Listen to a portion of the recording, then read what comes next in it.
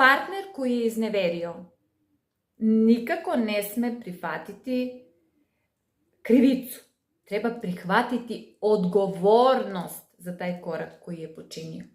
Jer nijedna osoba nije samo jedan segment. Taj partner nije samo partner koji vara.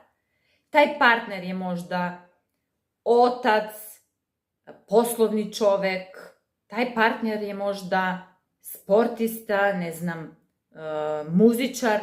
Taj partner ima više strukture ličnosti. Znači, on je kompleksan.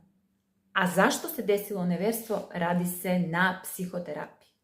Ovaj drugi koji je izneveren ne sme, ako krene raditi na taj odnos, konstantno atakovati na partnera i napadati njega. Ne napada se partner, napada se ponašanje. Traže se razlozi zašto se to desilo.